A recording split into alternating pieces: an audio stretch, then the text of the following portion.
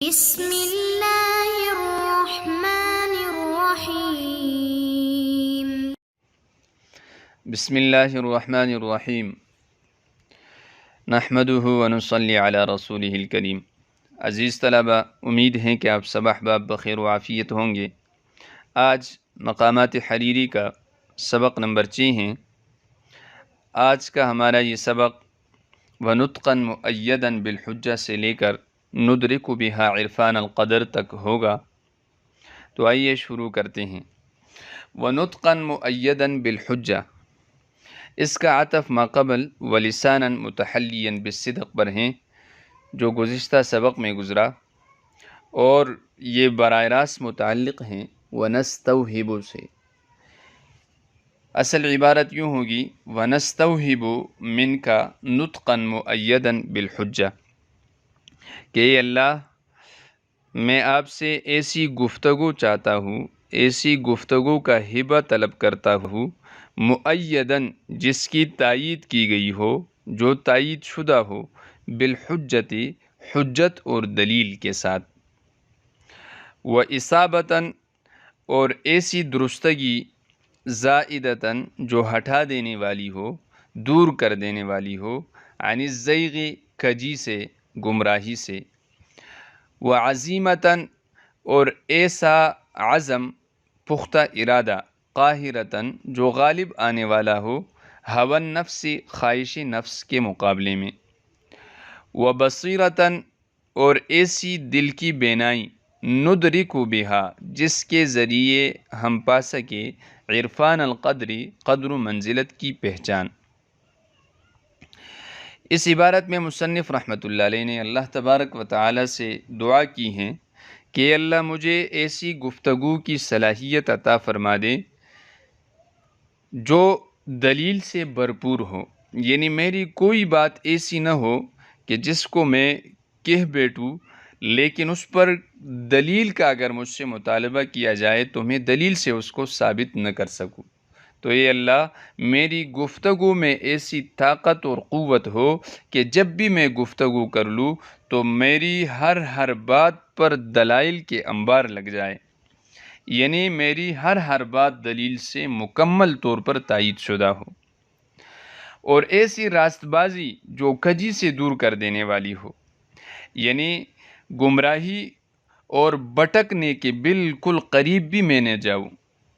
مجھے ایسی درستگی کی صلاحیت عطا فرما دے اور ایسی راست بازی کی قوت مجھے عطا فرما دے جو مجھے کجی سے، گمراہی سے، بٹکنے سے اور غلطی سے دور کر دے، اور اے اللہ ایسا عزم مجھے دے جو خواہش نفس پر غالب آنے والا ہو، یعنی جب بھی میرا نفس مجھ سے گناہ کا مطالبہ کر لے اور مجھے خواہش کے ہاتھوں مغلوب کرنا چاہے تو میرا یہ عزم اور میرا یہ پختہ ارادہ اس کے راستے میں روڑے اٹکائے اور وہ اس پر غالب آ جائیں، اور مجھے اس خواہش نفس کے ہاتھوں مغلوب نہ ہونا پڑے، اور اے اللہ ایسی بصیرت مجھے عطا فرما جس سے میں قدر و منزلت کی پہچان کر سکوں۔ بصیرت کہتے ہیں دل کی دانائی کو، کہ میرے دل ایسا بینا بنے کہ جس کی روح سے میں قدر و منزلت اور عزت اور وقار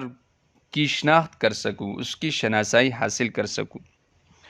تو آئیے بڑھتے ہیں لغات کی، الفاظ کی لغوی اور صرفی تحقیق کی طرف۔ وَنُطْقًا مُؤَيَّدًا بِالْحُجَّةِ، نطق یہ مصدر ہیں ضرب یضرب کا، نطق ینطق سے نطقاً بولنے کے معنی میں آتا ہے، اور اسی سے مصدر منطق بھی آتا ہے جس کا معنی بھی بولنے کا آتا ہے۔ قرآن میں ہے وما ينطق عن الهوى، تو ینطق یہ مضارع کا صیغہ جو اس آیت کریمہ میں بھی استعمال ہوا ہے، بولنے کے معنی میں ہے۔ مؤیداً، اید یؤید تائیداً، یہ اسم مفعول کا صیغہ ہے باب تفعیل سے، اس کا معنی ہے مضبوط کیا ہوا، اور مجرد میں یہ آد یعید ایدن سے ہیں، یعنی مضبوط کرنا، قوی ہونا۔ قرآن میں ہے وَاذْكُرْ عَبْدَنَا داود ذَا الْأَيْدِ، تو عید یہاں پر قوت کے معنی میں ہے۔ مؤید آج کل کی جدید عربی میں سپورٹر کو بھی کہتے ہیں۔ بالحجہ یہ با جارہ ہیں، اور الحجہ یہ اسم مفرد ہیں، دلیل کو کہتے ہیں، اور اس کی جمع حجج آتی ہیں اور حجاج بھی آتی ہیں۔ یہ حج یا حج حجن سے ہیں، دلیل میں غالب آنے کو کے لیے استعمال ہوتا ہے۔ وَإِصَابَةً زَائِدَةً عَنِ الزَّيْغِ، اصابہ یہ مصدر ہیں افعال کا، لیکن افعال کا مصدر چونکہ اسوابن آتا ہے، اصابہ نہیں آتا، تو یہ اصابہ اصل میں اسوابن تھا، تو واو متحرک ما قبل حرف صحیح ساکن تھا، تو صرفی قاعدے کی روح سے واو کی حرکت کو ما قبل منتقل کیا، تو پھر واو اور الف دو ساکنین جمع ہوئے، ان میں سے واو کو حذف کیا اور اس کے عوض میں آخر میں اس تا کو بڑھا دی گئی، یہ تا بڑھا دی گئی، تو اصابہ بن گیا۔ اصابہ کہتے ہیں درستگی کو، راست بازی کو۔ قرآن میں ہے وَمَا أَصَابَكُم مِّن مُّصِيبَةٍ فَبِمَا كَسَبَتْ أَيْدِيكُم، تو یہ پہنچانے اور پہنچنے کے معنی میں بھی آتا ہے۔ اسی طرح مجرد میں یہ صاب یصوب صوباً اور ثواباً سے مستعمل ہیں، یعنی درست ہونا۔ زائدتاً زاد یزود زودن سے ہیں، زائدہ واحد مؤنث اسم فاعل کا صیغہ ہیں، ہٹا دینے والی، دفع کر دینے والی، روکنے والی۔ تو زاد یزود زودن دور کرنا، قرآن میں ہے ووجد من دونہما امرأتین تذودان، حضرت موسیٰ علیہ السلام نے اس کنویں کے پاس دو عورتوں کو پایا جو اپنے چوپایوں کو اور اپنے جانوروں کو اس پانی سے روک رہی تھی، تو دفع کر رہی تھی، یعنی ہٹا رہی تھی۔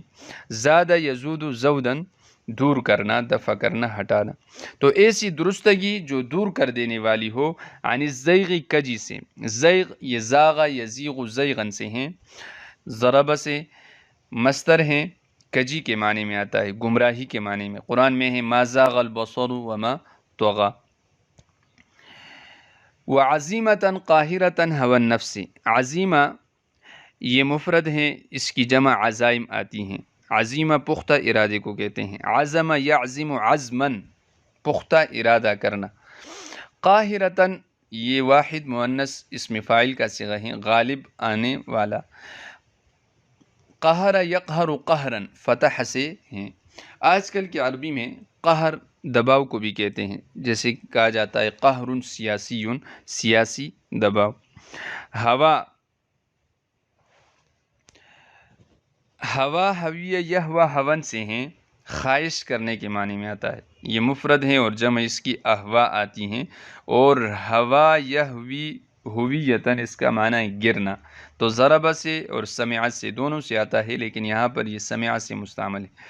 النفس یہ روح کو کہتے ہیں، اس کی جمع نفوس آتی ہیں، اور انفس بھی، نفس ینفس نفاستاً اس کا معنی ہوتا ہے نفیس ہونا۔ وَبَصِيرَةً نُدْرِكُ بِهَا عِرْفَانَ الْقَدْرِ، بصیرہ یہ بصرہ یبصر بصارتاً دل کی بینائی کو کہتے ہیں، اور سمع سے بصرہ یبصر بصراً آنکھ کی بینائی کو کہتے ہیں۔ تو بصیرت اور بصارت، بصر اور بصیرت میں فرق یہ ہوا کہ بصیرت دل کی بینائی، روشنی، دل کا دیکھنا، اور بصارت آنکھ کی بینائی، آنکھ کی روشنی، آنکھ کا دیکھنا۔ ندرکو ادرک یدرکو ادراکن باب افعال سے ہیں، جمع متکلم کا صیغہ ہیں، یعنی کہ اللہ جس کے ذریعے سے ہم پائے، بہا میں ہا ضمیر بصیرت کی طرف راجع ہیں، ایسی بصیرت جس کے ذریعے سے ہم پا سکیں۔ عرفان القدر، عرفان یہ مصدر ہیں، عرف یعرف عرفانا معرفتاً پہچاننا، تو پہچان کے معنی میں ہیں۔ القدر، قدر کے متعدد معنی آتے ہیں۔ قدر یہ قدر یقدر قدرتاً مقدرتاً، اور قدر یقدر قدراً، اور اسی طرح قدر یقدر قدراً، تو سمع سے یہ مستعمل ہیں قد کا چھوٹا ہونا، اور قدر یقدر قدرتاً مقدرتاً یہ طاقت اور قوت کے معنی میں آتا ہے، جیسے قرآن میں ہے ان اللہ علی کل شیء قدیر، تو قدیر اللہ کا ایک صفاتی نام بھی ہے، یعنی قوت والا، قدرت رکھنے والا۔ اسی طرح برابری کا معنی بھی اس کا آتا ہے، عرب کہتے ہیں ھذا قدر ذاک، یہ چیز اس کی برابر سرابر ہیں۔ اسی طرح تعظیم کے معنی کے لیے بھی آتا ہے، جیسے قرآن میں ہے وما قدر اللہ حق قدرہ، کہ انہوں نے اللہ کی اس قدر تعظیم نہیں کی جس قدر اللہ کی تعظیم کرنی چاہیے تھی۔ اور کمی کرنے کے معنی میں بھی آتا ہے، جیسے قرآن میں ہے اللہ یبسط الرزق لمن یشاء ویقدر، اللہ جس کے لیے چاہے رزق میں کشادگی عطا فرماتا ہے اور جس کے لیے چاہے رزق کو کم کر دیتا ہے۔ اور عزت اور وقار کے معنی میں بھی آتا ہے، جیسے یہاں پر ہیں ندرک بہا عرفان القدر، یعنی عزت اور وقار کی پہچان کو ہم حاصل کر سکیں، قدر شناس بن جائیں۔ اور فیصلے کے معنی میں بھی آتا ہے، جیسے قدر اللہ یعنی قضاء اللہ، اللہ کا فیصلہ۔ تو آج کے سبق کا خلاصہ یہ ہوا کہ مذکورہ عبارت کا سلیس ترجمہ اور اس کی تشریح آپ کے سامنے آئی، اسی طرح الفاظ کی لغوی اور صرفی تحقیق ہم نے پڑھی۔ تو عزیز طلبہ، آپ کے کرنے کا کام آج یہ ہے کہ آپ اس عبارت کو بار بار پڑھیں تاکہ یہ آپ کی زبانوں پر چڑھ جائے، اور اس کے ترجمہ اور تشریح کو بغور سنیں اور اچھی طرح نوٹ کر لیں اور پھر اچھی طرح یاد کر لیں، اور الفاظ کی لغوی اور صرفی تحقیق کو اچھی طرح سمجھ لیں اور اس کو ازبر کر دے تاکہ یہ ساری چیزیں خوب ذہن نشین ہو جائے اور آپ کے پاس الفاظ کا ذخیرہ جمع ہوتا رہے۔ اور مزید یہ جو الفاظ افعال اور اسماء آپ کے سامنے آئے ہیں، ان کا آپ قرآن سے ان کی مثالیں تلاش کریں، 2 مثالیں کم از کم۔ آج کے لیے اتنا ہی کافی ہیں، ملاقات ہوتی ہے ایک نئے لیکچر کے ساتھ، تب تک کے لیے دعاؤں میں یاد رکھیے گا۔ اللہ